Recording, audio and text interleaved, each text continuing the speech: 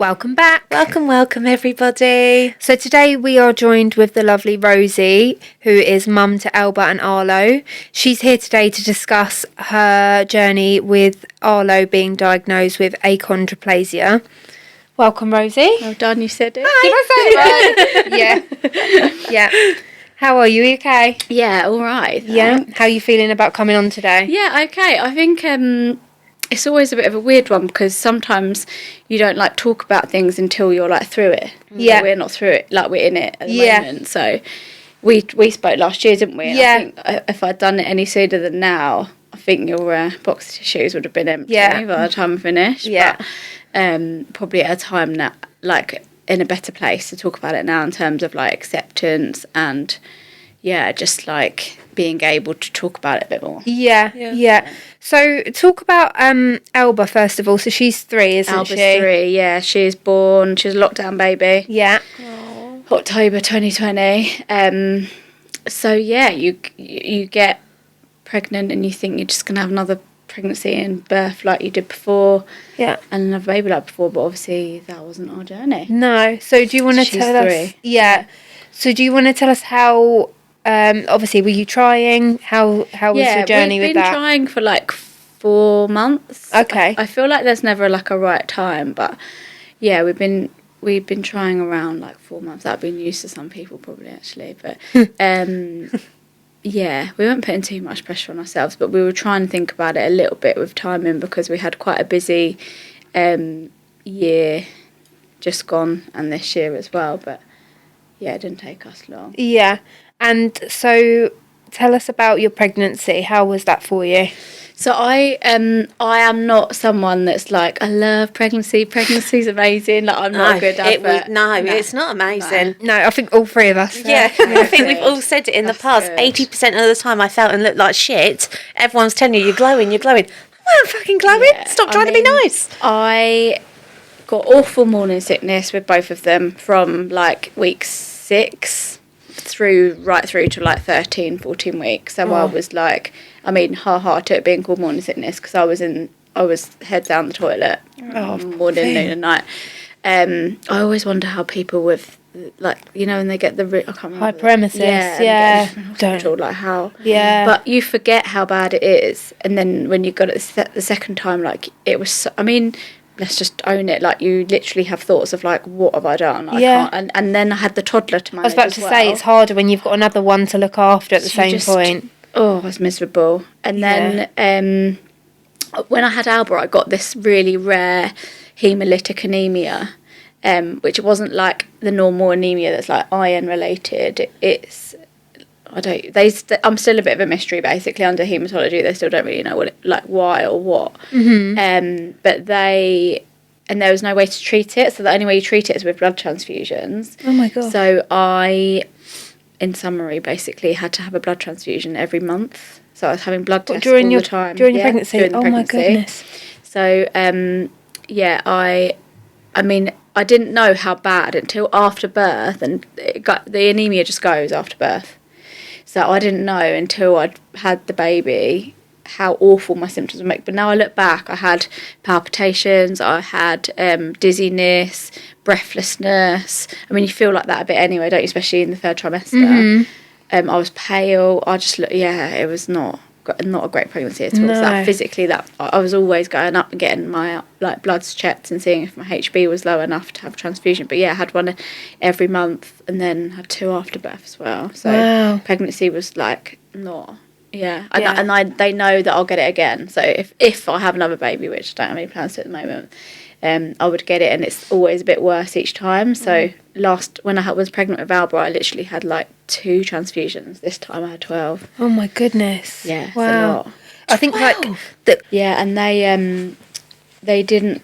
They at the end they were like, we think we might need to get this baby out sooner because of your physical health, not anything to do with anything else. They were like, because of your anemia, like we don't know how safe it is for you to continue like this because you're.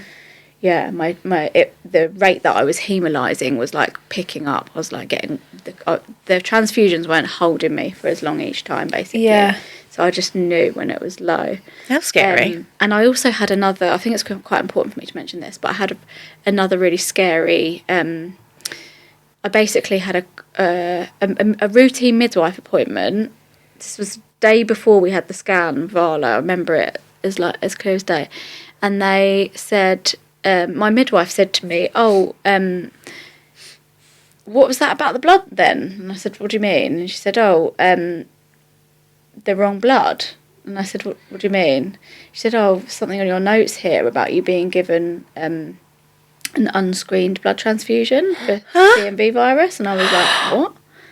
Because I mean, I had quite a good relationship with like the haematology team, my consultant. So I was like, no, it must be a mistake. And then, anyway, to cut a really long story short, I'd been given 2 unscreened blood transfusions for the CMV virus. And if that virus had been passed on to me and then the baby, it could have caused hearing difficulties to the baby. So I had to like go in and have bloods to see if I had the virus that they'd exposed me to.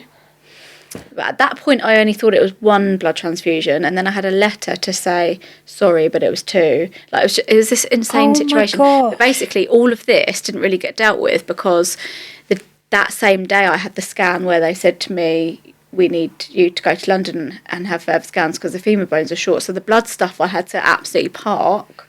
But obviously I was like so angry and so upset and so worried. Yeah. And then they called me a week later to say I didn't have the virus. But I mean, that's kind of all still being like investigated in the trust and stuff. But yeah, that's terrible. Yeah, it's terrible in this day and age. I work inpatient experience in the NHS. It was like I was suddenly in this situation. I was in this really surreal. You were all of a sudden you were a case study patient. Yeah. That's so bad. Yeah, and obviously I knew about the processes that they should and now follow, and so that I had all that going on. So to answer your question, pregnancy was not nice for me. No. And bless your heart. Yeah. So talk to us about your diagnosis with Arlo. Did you notice anything different? Like, was your bump growing any smaller or anything like that? No. So you always grow a bit bigger with your second, don't you? Like, apparently. I mean, I was expecting that. I definitely popped quicker with him. But with achondroplasia, it's not detectable until the 3rd trimester. Mm-hmm. So I was having extra scans anyway because of the anemia. We had at the 20-week scan, they said everything looks fine, but your placenta's over your cervix, so we want you back I wasn't due to have one till 32 weeks, but they wanted me back 8 weeks later, 28 weeks, to check that the placenta had moved, because obviously if it doesn't move, it could be embedded and there's complications. Mm-hmm. So we went back on at 28 weeks, and that was the day that I had the bloods done, because, went in to have the scan, and he said, your 2 things, like your placenta's moved out the way nicely, but the femur bones of the baby are coming up short. Now, at that point, given everything that had gone on, I was like at a point where I wasn't really trusting their professionals, and I was a bit like, it'll be fine, because actually when I was pregnant with Alba, we had the same thing. They said to us, the femur bones are short, can you come back in a month and have another scan? And I was like, it'll be fine. Like, I had it with Jude as well. I'd heard loads of people that had that, and I'd heard loads of people saying your baby's going to be too big, you need to give birth now, and then they give birth and it's small, or I take everything with a pinch of salt anyway. And then, so they were like, because of I can't really remember why, but I think they said because of the strikes, the consultant that usually comes down here to perform the more in-depth scans can't get down, so you're going to need to go to London. I think she had to all be based there. So I was like, okay, fine, whatever. It's obviously really inconvenient, but fine, it'll be fine. That makes me angry just hearing that. Like, because of the strikes and everything, you then all of a sudden have to go up to London for this. I know, but I was really like, do you know what? Now I'm really glad that we did go to London for that. Okay. Because I think now knowing what I know and what we went through, it would have been really triggering if visiting the same places hospital, now, because it's kind of something that happened up there, not down here. Is it a Guy's or? It's the fetal medicine unit, so it's just next to the Maudsley and Guy's. Yeah. And I trained, like, that's where I did my nursing, so it was familiar to me, and I know that's like the best of the best up there, and the machines are all better. So but we didn't, at that point they were like, we'll just call you with an appointment. So I got back to my to Lloyd's mum's house, who was having Alba for us, and had a call to say, could you come up to... They said it would be the next few days. They said, could you come up tomorrow? And we were all a bit like, yeah, I suppose, because I think Alba was in nursery. Yeah, she was in nursery. It was a Friday. So off we went up to London the next day, got the morning, and then we got there. It's a really modern, beautiful building. It's like got a sculpture outside. So you know you're in like the best of the best hands. We went in, waited a bit, went in for the scan, and then he was more focused on, he'd heard about the bloods. So he was more concerned to do the scan, because at that point we were thinking, because we'd had the dodgy blood, they worried about the baby, like the baby's growth because of that, or whether there was... So he firstly explained, like, I've consulted people and we don't think that this is going to be kind of, that will be able to impact the baby's growth, but let's do the scan and to give you some reassurance anyway. And he was like, I'm not expecting to see anything on the scan. And then he didn't scan us, the consultant. It was I guess a junior radiographer, and he kind of stood back, and she was...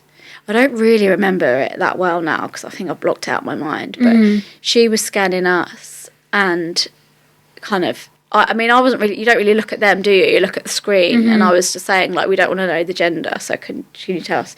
So he was telling us to look away quite a lot, because obviously we now know there was a manhood wriggling around that we probably could have seen, quite, because their scanning machines are quite amazing. They're all 3D. So yeah, okay. I was looking at Lloyd a lot, and then when I think back, like, Lloyd was quite like, and he now tells me that she was kind of looking at him and that she looked a bit concerned. So then I remember the consultant like taking over, but you see that happen quite a lot of scans, don't you? You think, oh, I can't quite reach that, I'll have a look. So again, I'm just lying there like that. And then he said, like, oh, right, jump up and let's have a chat. And I thought, well, that's weird, like, why do we need to have a chat? Like, surely, like, everything's just fine. So we got up and sat down, they pulled a chair. So, like, now I look back, like, this is probably, like, the point that I think about quite a lot, and, my heart's getting a little bit, like... And he said, well, firstly, I can reassure you that this baby's perfectly healthy and there's nothing that the blood... I'm really reassured that the whole blood thing and your anemia, that there's nothing. The words are now, like, something. He said something like, but I've seen a number of things on this scan that caused me to reach the diagnosis of something that we call achondroplasia. And I remember just saying, like, things, you know, when you get shocked and your ears like ring a little bit and you kind of start, I guess it's the adrenaline, isn't it, and the panic rising, and you're in this surreal situation. And I remember I probably sounded really rude, but I said to him, what is that? Like, because this is a word I'd never heard before. And you're suddenly just in this, you're like, what is it? What? And he said, again, I can't really remember now, but he said, it's the most common form of, and a lot of people know it as dwarfism.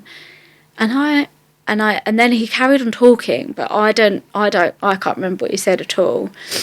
And I said, I need to get out of here. I need some space. I need to just get out for a minute, because Lloyd's here, so I haven't even really... Yeah. I remember putting my head in my hands, and I don't even... Yeah. And I think Lloyd then said, like, can we just have a few minutes? So he was like, of course. They were so lovely. And they showed us into... I said before when I filmed, a room that you never want to get shown to, like a family room with a box of tissues in the middle. And I always remember, like, the window with, like, the room looked out on. And I think Lloyd and I sat in, like, silence for quite a long time. I think it was probably a bit of swearing. And I just looked at him, and we were just, like, both in a complete state of shock. And I remember this bit, I might get upset at this bit now, because I haven't really talked about this before. But I remember just being like, I need to talk to my mum. Like, I just needed to call my mum. And I remember ringing her, and I can't really remember the order of it. And I'm really conscious Arlo's going to maybe watch this one day, and I never want him to think that he wasn't wanted or that because he's amazing. But I remember thinking, Lloyd and I have always said, if we ever had a pregnancy, you have those conversations, don't you, where you, in the first 12 weeks, if you ever find out something's wrong, or that whether you would terminate or would you continue, and, we're both at points in our lives where our careers were kind of taking off, and we had Alba, and we had a mutual agreement around, like, that, if anything ever like that came off. So our first conversation was just like, we can't do this, like, we can't do it. And then it's all a bit of a blur, but I remember calling my mum, and mum was in Holmbush M&S, and I was totally like, wherever I think she was with my nan, and I was just like, wherever you are, she's going to have to just take this call, because everyone was obviously waiting to hear from us a little bit as well. And I remember just saying, it's not good, mum, because everyone I think was worried, but I had been the one that was like, it's going to be fine, it'll be fine, it'll be fine. And then I remember I made the assumption at that point that the baby wasn't going to survive in my head. It's really weird now. I can't explain why I did that, but I was then crying because I was like, I'm going to have this baby, mum, and I'm not going to have a baby. Like, because we hadn't had any other conversation with her. I was just making these weird conclusions in my head. So then I was just in complete, like, panic mode. Like, million thoughts running through my... I think they'd said to us, we'll come back to you in 15 minutes or something. And then Lloyd was just really mute. And then I remember saying, right, we need to call your mum and tell her, like, so that people know. And then he was like, you'll need to do it. And I was just like, okay. So I then had, like, virtually the same conversation with Lloyd's mum. I don't remember, like, any of what our mum said now. I remember them just saying, like, everything will be fine. And then it was when I called Lloyd's mum, Lloyd then started crying, like, as soon as he heard his mum answer the phone, I think. And then it just became, like, this massive emotional blur. I can't really remember much from then, to be honest. The true Arlo nature. He just wants to be a part of it. That's it. It's because he thinks he's missing out. So yeah, we called the mums and then said they're coming. I think we said they're coming back in now, and we'll call you in a bit. I can't really remember that. And then they came back in, and they, like, you can't really, when you're going through something like that, you can't really think at all. So we asked, like, one of the first things we said was, like, what are our options? And he was like, pretty much you don't have any. Like, this is not I remember him putting a really positive spin on it, and him saying, I need to reassure you that neurologically and developmentally your baby is absolutely fine, and although he will be physically impacted, this is not an illness, whatever they call it, a disorder or an illness that we offer termination for. So then I felt like, I'm going to go say again now. And I really struggle. I think I hold quite a lot of guilt, I think, about this now, because now they're here, it's such a different, like, this, I think that's why I feel guilt, because I always explain it to people. At that point, I felt like I'd been thrown on a train with a gag, like, you are going to that destination, whether you like it or not. And I had all these things running through my head, and I was thinking, like, it was the first time in my life I'd not really had, like, an option. So it was like, this will be your life, and this will... I can't explain to you. I mean, you'll understand as mums, like, being pregnant and having this thing moving and growing inside you, and finding something like this out at such a late point. We were 28 weeks at that point. Like, not being able to do anything about it.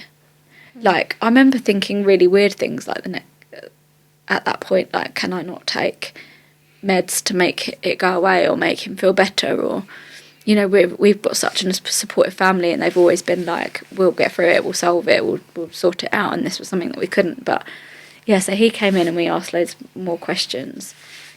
And then, I mean, the rest is just a blur of that day, girls, to be honest. He was like, we can do an amniocentesis, which will absolutely confirm, like, no, I think I said, one of the first things I said to him was, how, because I never, which I'm sure a lot of you guys and a lot of people that watch this will also relate to, that I never realised that two able-bodied people could have a child with dwarfism. In my head, I just thought it must be hereditary. I was just about to ask that. Is it hereditary? Is there something in your genetics that... No, from reading up about it, like knowing you were coming on, I don't know how, correct me if I'm wrong, but they said there's 80% of babies that are born with it are born to average height parents, and it's something that happens at conception. Yeah, so it's preconcept. It's like a genetic mutation.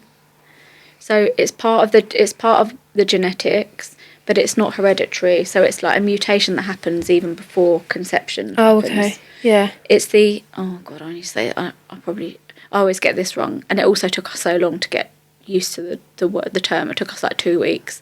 We kept saying, what is it? I'm like, we were trying to remember, but I think it's the I want to get it wrong now, FGFR3 gene or something. Like, it's one of the really specific genes. But yeah, he said, you know, we can do an amniocentesis. And then I was like, I mean, an amniocentesis is horrible. Like, is that when they go through your stomach? Yeah. And then they withdraw a bit of fluid. Yeah. But at that point, I was so numb, and like, I guess that's probably one of the worst things that can ever happen to a woman, isn't it? You being told that your baby's not going to be born. And I really hate saying the word normal, but at that point, that's where we were at. Yeah. So by that point, I was like, yeah, we'll do it. Because he was like, you can come back and do it. And by that point, I just wanted to get out of there. And I was like, no, we'll do it. And I also, like, again, still, I was like, I need proof, like 100% proof. So we did the amnio, but I was just, like, glazed over by that point. I was just lying there like, let's do it. And it wasn't nice. And Lloyd and I said before we went back in, and this is something that still makes me feel quite sad, because we never found out the gender when we had Alba, and it was like the best surprise in the world, and we really wanted that again. But suddenly I said to him, do you think we should, in that room before we go back in, do you think we should find out the gender? Because I feel like it's going to help us envisage all of this a little bit more. And he was like, yeah, 100%. But that was like a really sad point for me, because it's something that we've both felt so strongly about, like not knowing. But we were like, yeah, we'll find out. So then it was like, oh, God, I've got that news, and we're about to find out what it is. And I'm not going to lie, I always wanted a boy. Like, I loved Alba is like my world. Girls are amazing, and we wouldn't change it for the world. But I was that, you know, when people are like, oh, have you got a preference about what you want? And you're like, ironically, I was always like, I don't care as long as they're healthy. And I didn't care, but I did want my boy. I've got a godson, and before I ever had children, like, I was just like, boys are awesome. I would love to be a boy mum. So, and I think part of me, now I look back, knew it was probably a boy. And I think I was probably hoping for a boy, because once I found out about that in that short space of time, because I didn't want him to be comparing himself from the moment he you know, grows up with Albs. And then I remember when we lay back down, they did the amnio. I can't remember if they did the amnio or told us, but they were like, oh, we understand you want to know. And then when they told us we were having a boy, Lloyd got up and walked out. So I knew at that point that, I don't know, I think there were all sorts of things running through our heads at that point. Like, a dad probably always thinks, Lloyd's a big Brighton fan. They've all, him and his brother and his dad have all got season tickets, and they, you know, I leave that to imagination, because he will play football and we're going to treat him exactly the same. But, you know, I think for a mum having a girl and a boy, a dad, so it's a different he walked relationship, out the room, and then I remember just thinking, like, I can't move, but he's out there. And he told me now he was looking for something to punch, but we laugh about it now because there was like, it's a really modern building and it's all like exposed brick, and he said he thought if I punch something I'm going to literally break my hand, so he couldn't punch anything. And then they were like, do you want us to carry... Oh, no, they told us first, and then it was the amnio, because they said, do you want us to carry on? And I was like, no, I need him here. And I'm so glad I did now, because I think I then nearly broke his hand squeezing it while they were doing this amniocentesis, because it's, you know, I mean, it's not pleasant. Yeah. A lot of people say it doesn't really hurt. It does hurt. So then after that, like pretty soon after that, we got out, and I mean, you're on Google then, aren't you? Yeah. And then like the whole train journey home, I was just like, can't, like every emotion. I always remember, because we told the mums, and then we told them that like this will be happening, and we'll catch up with you when we get back. And then like the ripple effect of like our siblings finding out and getting messages, and I always remember my dad ringing me, and we just got on the train, and my dad isn't like, he's a softie, but he's not like the most emotional. I think I've only seen my dad cry like twice in my life. But we were walking, we got on the train, and then Dad called me, and I was just like, Dad, I can't talk. Like, I can't talk about it. And he was like, I now know that he'd like left his office and he'd walked straight down to the seafront, and he'd just gone on a really long walk. And I was, in my head, I was starting to like think about how this might feel for our parents as well, like devastating for them to see us go through this as well.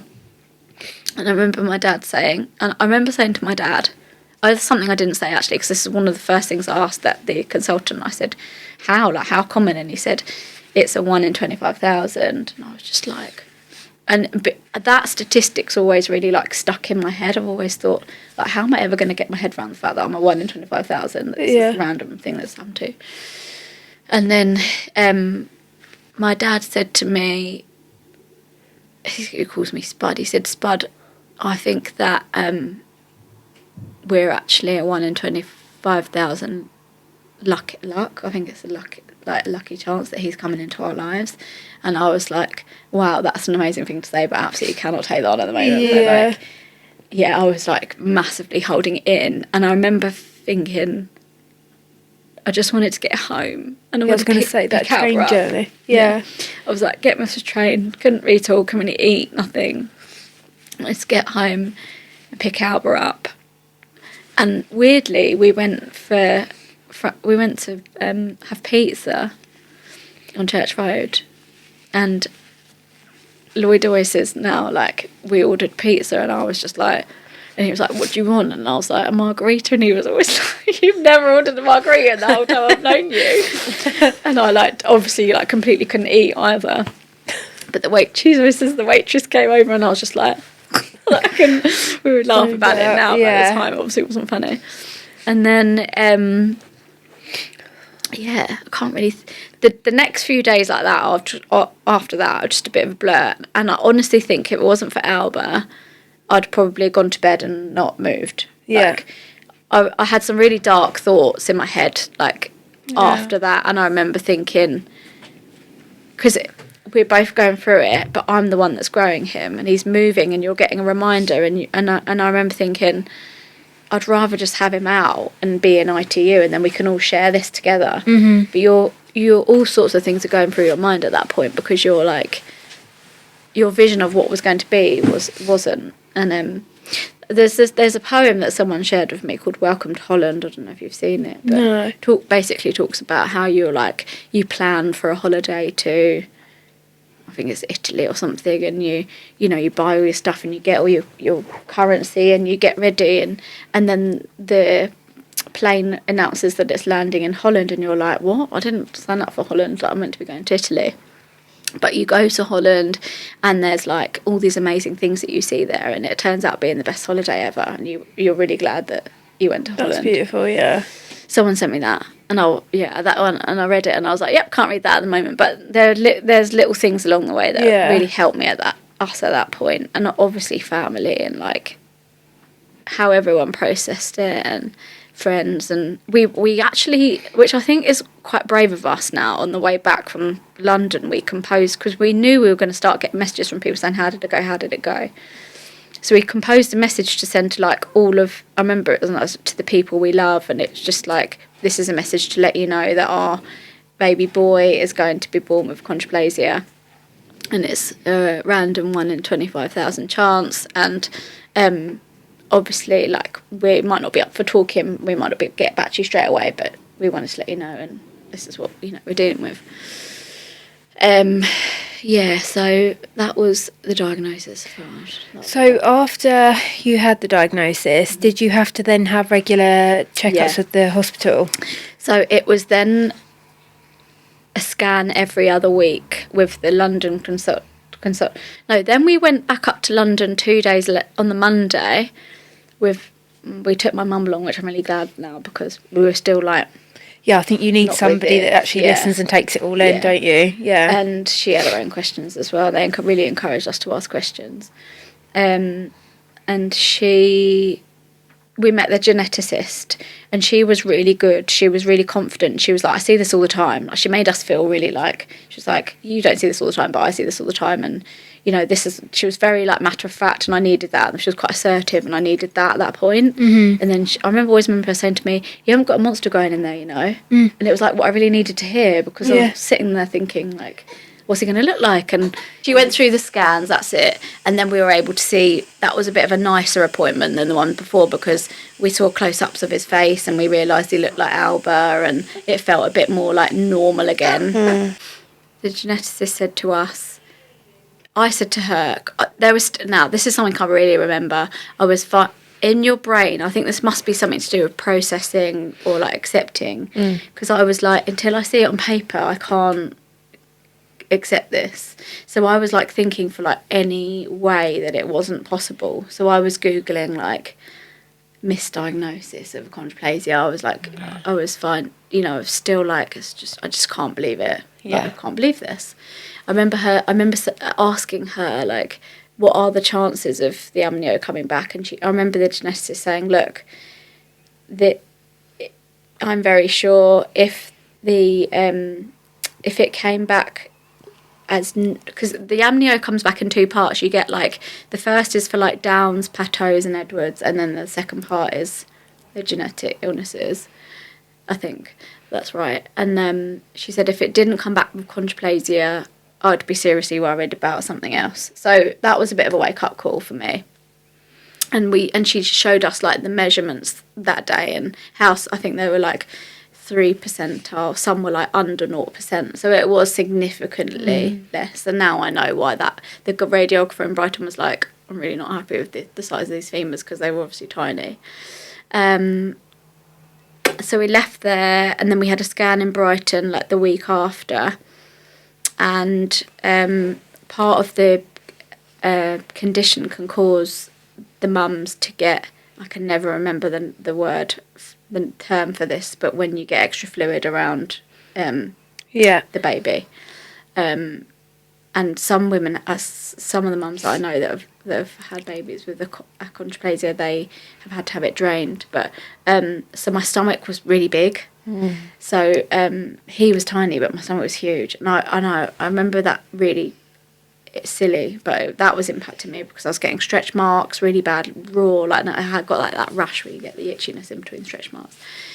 And I remember thinking that's quite cruel. Like, I'm getting so big, but he's not growing. Like, and I remember thinking about that quite a lot. So I remember, because I had to go on one of my best friend's hen do's, and she was like, I don't know if you're going to be able to fly. And I was like, great. So that's another thing to add to the list at the moment. And then we saw her that day, and she was like, no, you'll be okay.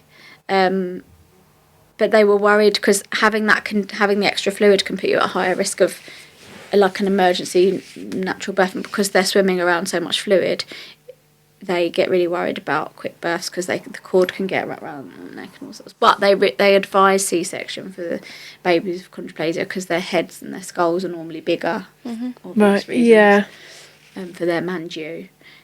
Which I was fine about because I'd had an elective C-section with Alba anyway, but I was having this complete different journeys. Alba was 42 plus 2. Wow. Elective. I didn't want to be induced because I knew I'd end up with an emergency C-section anyway. And then I knew I'd be having him in my 37th week, so it was just a complete. And I really wanted a natural birth this time as well. So yeah. I was processing that as well, but so then it was like the practical things that she advised us about, like. That was when we started really learning about it, the chances, what to expect. Then it was like they went through like the chances of the health conditions. So they are generally well and healthy, but they can be prone to ear, nose and throat things because everything's smaller. So they have narrow chest, they have a narrow like nasal, they're prone to ear infections.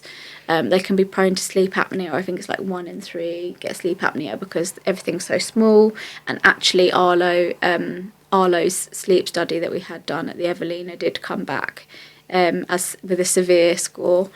So we're going back on the end of this month to have a repeat because they think that he's got a form of sleep apnea. Which I can't really think about yet because that'll be a whole other thing. So there's a chance that he might need a CPAP machine overnight and things like that. So that'll be a whole different ballgame. Yeah. And I hope, because when he had the first sleep study, we now know he had bronchiolitis. I'm hoping there was a bit. That was why, yeah. They pretty much said to us, like, it probably will be. And we had a really tricky time before Christmas. We went up for a review after the sleep study by respiratory, and then we were admitted because they were so worried about him with the bronchiolitis. So we were there for 2 nights. We were going to be transferred back to Brighton. They told us he'd be in hospital for weeks because he needed review. And then I think kind of the nurse inside me pushed to get him home because I was a bit like, I can do this at home. And then he did get a lot better. But he's on a prophylactic dose of antibiotics now, so he has it 3 times a week because he's vulnerable, because he's prone to, because his chest is so small, like they work much harder to breathe, so their respiration rates are faster. So he's on like a preventative dose of antibiotics throughout the winter, and he's under respiratory in Brighton, and Brighton and London kind of have to, because Evelina lead the care, so they have to talk to each other quite a lot. But yeah, I'm trying to think of the other. So yeah, physically, like what they look out for on the scans is obviously the bigger head versus the smaller limbs. They get trident fingers, which are like, I mean, his hands have become something that I just love now. But they get like, their hands are like starfish hands. They've got like bigger gaps in between the hands, and their kind of fingers go from like big to small, like, I was about to say triangle cheeses, that's awful, but that kind of shape. That was poor Arlo.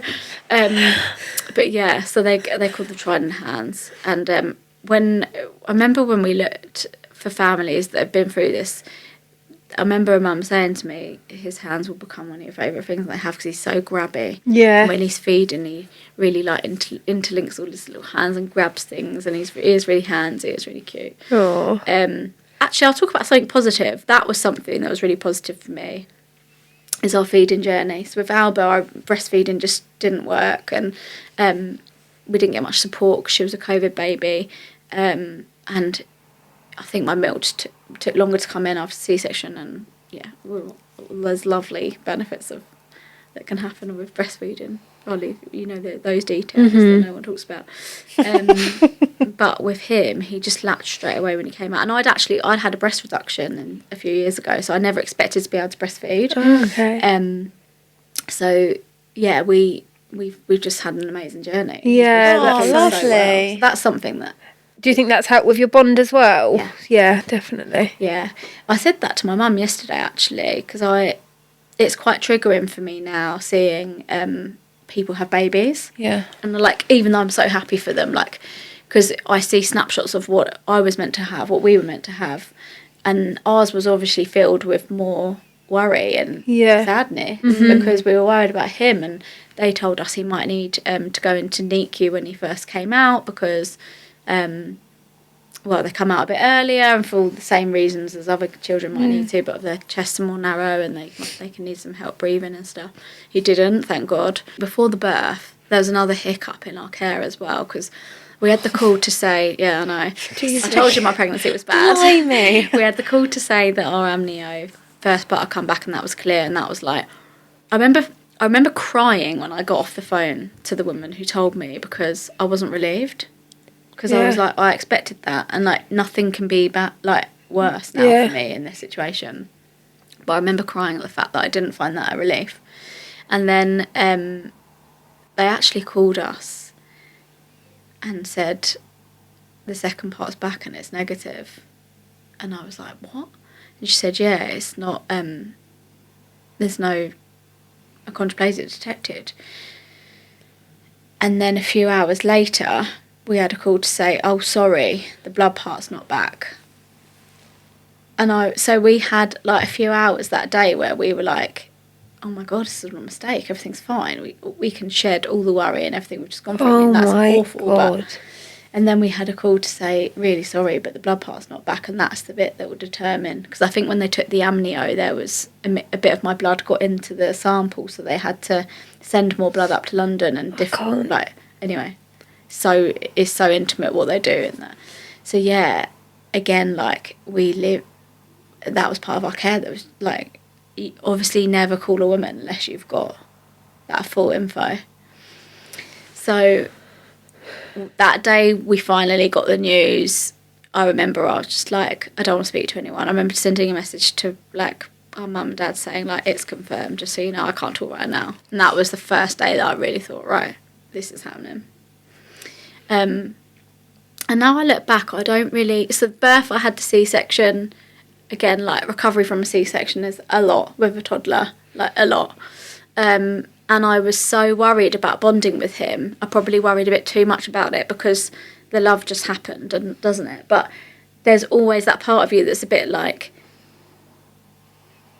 What's... Because I guess I feel a bit robbed of, like, having that birth for second time round, having a baby second time round, and being like, I'm confident now, I know the baby's not going to die if they don't feed like in that minute they're crying. Or you're so vulnerable, aren't you, the first time you have your baby, you live that.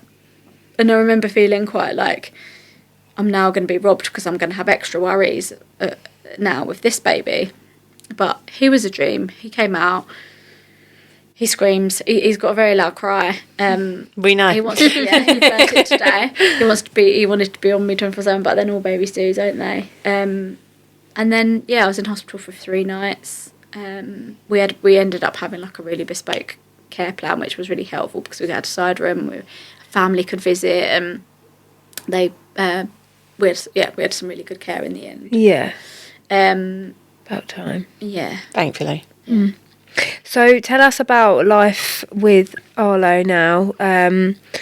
Like, what are the significant changes? Practicalities. So one thing I really, really miss is the sling. So babies with achondroplasia are born with like a natural curve in their spine at the bottom. I think it's called a kyphosis. I think I've said that right.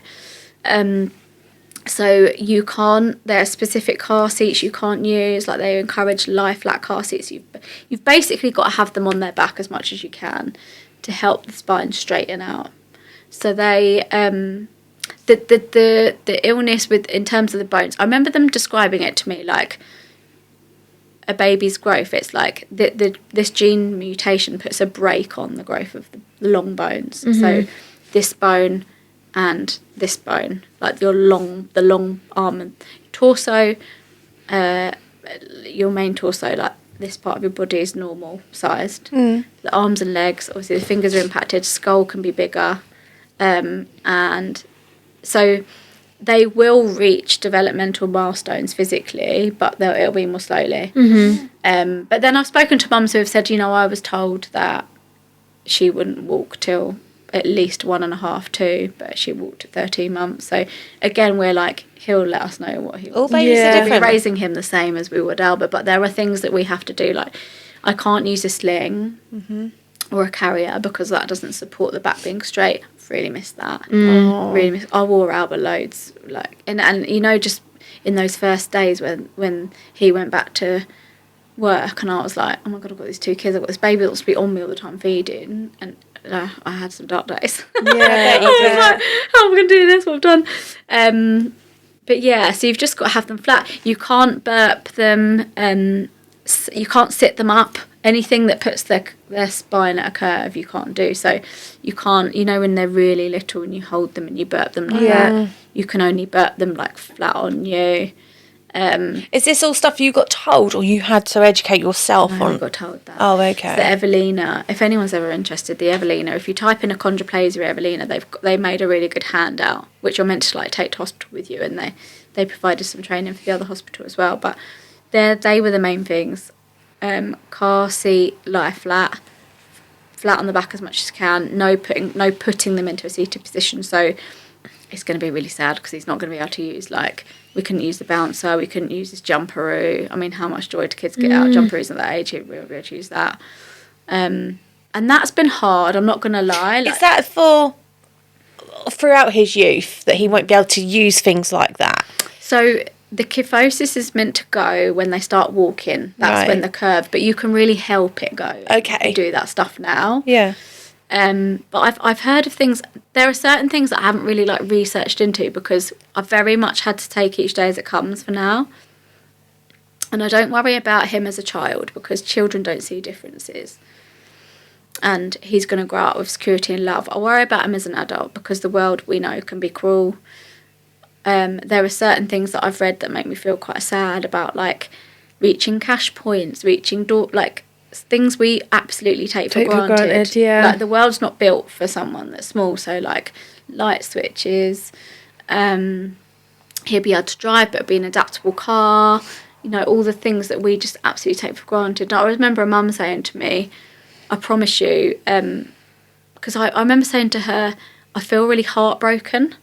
So I probably still do feel like that now. I'm in such a better place than I was with it now because it's here and obviously it's my world, and that fierce primal protection from all of us for him. But I still feel really sad for us. I still feel really sad that his life's going to be more difficult than ours will, because we can't.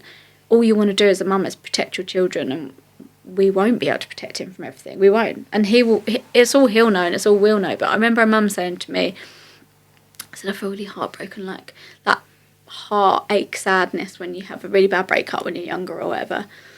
And she said, I'm not going to lie, I don't think I'll ever not feel heartbroken. Yeah. But I wouldn't change. She's got a daughter with achondroplasia who's now 5. She said, I wouldn't change her for the world, but I would change the world for her. Yeah. And that really sat with me, and I thought, we can do this, because he'll be fine. He's going to grow up with, we're going to raise him the same as we did Albert. We're not we are choosing not to register him as disabled. We're not, he will tell us what he wants. Mm-hmm. If he's anything like his sister, he'll definitely tell us what he wants. But yeah, it's been more difficult probably for me on maternity leave, not being able to use a sling and not being able to, and it's a bit hard as well when people you can become quite.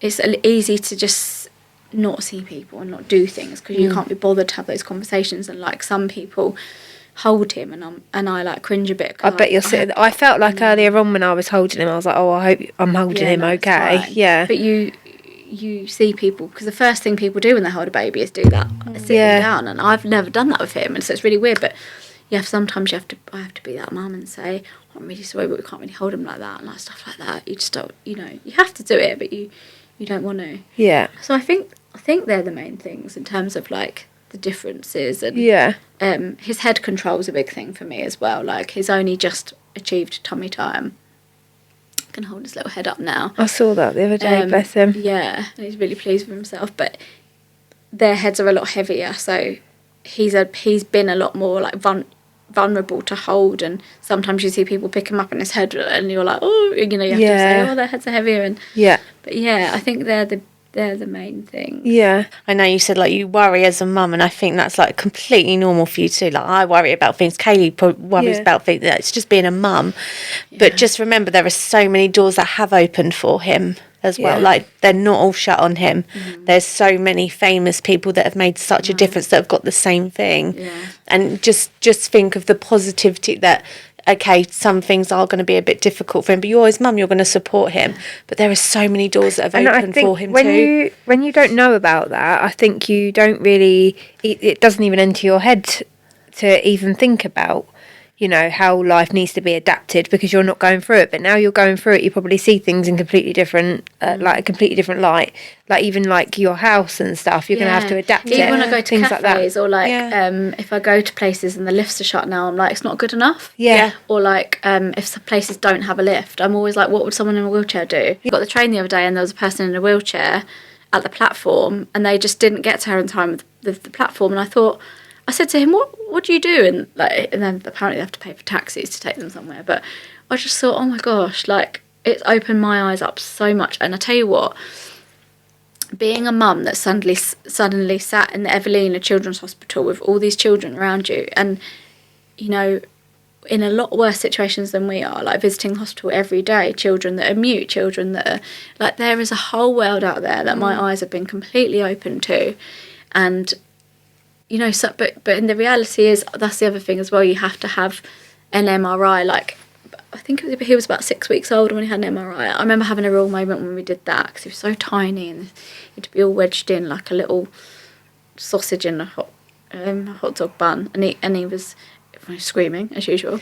Your description of things are fantastic. Oh my God, I know. Like cheese triangles and now squished in It's like all a hot food dog. as well. You're foodie. It is. I'm feeding, so I'm always hungry. Oh. But yeah, he was wedged in, and I remember looking at him in this big tube and thinking, oh my God, like, I am a mum now in a children's hospital with a son with needs, and I need to get my head around that.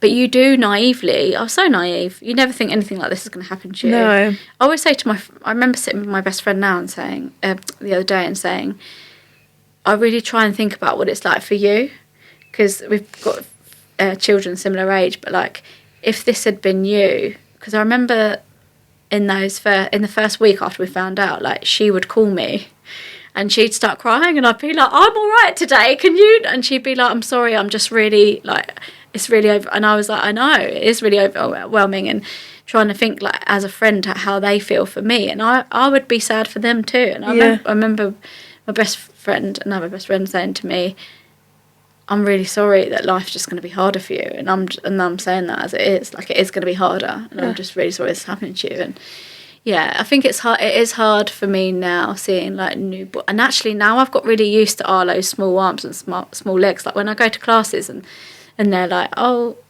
this baby's like a month younger than him, and they all look really gangly.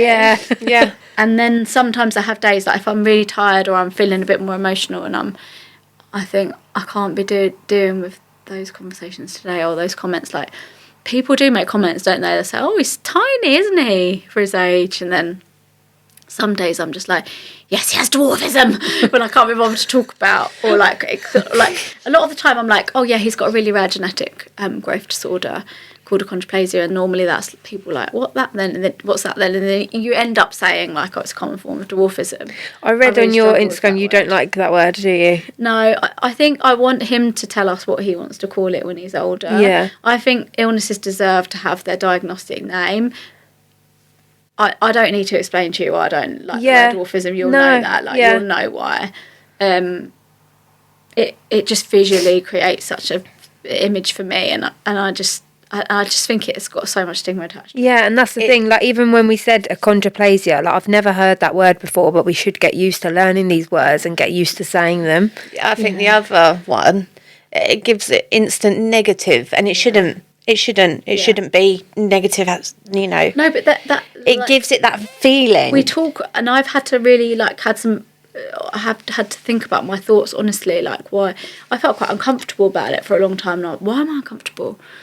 For some weird reason in our society, we view people being small as being less powerful and less impactful, and, like, we just don't want to see it. No. And, like, actually, again, like, we have to challenge ourselves on some of these views, and there's still a lot of discrimination that goes on in the world. It's very small-minded people out there, I think, and we live in a very aesthetic pleasing world, don't we? Especially at the moment, we've got social media, we've got, you know, Botox and Barbie and all these visually, like, of what people should look like, and we're getting better at not, especially as mums, like, you know, with our C-section bulges and stuff, about what people shouldn't look like. But you never want, there's that thing as you don't want your child to be picked on. You want them to fit in a bit, don't you, so they don't get picked on. But in reality, the reality is the kids that have obvious things to be picked on don't get picked on, and actually people with, you know, I was bullied at school. Yeah, me too. I was. You know, so it happens to everyone, and it's about that, just raising them as being equal. Definitely. And, Definitely. So I saw on social media that you met up with parents with children with achondroplasia. Yeah. How did that all come about? So when we were linked into the Evelina, they said there's a mum that runs a WhatsApp group, if you want us to put us in it. I'm not in that still. I'm not ready to... we've got busy lives, we've got busy social lives, we've got lots of friends and family, and I didn't want it to become something that was like in my face all the time. I wanted to deal with it in my own time. And so how did that come about?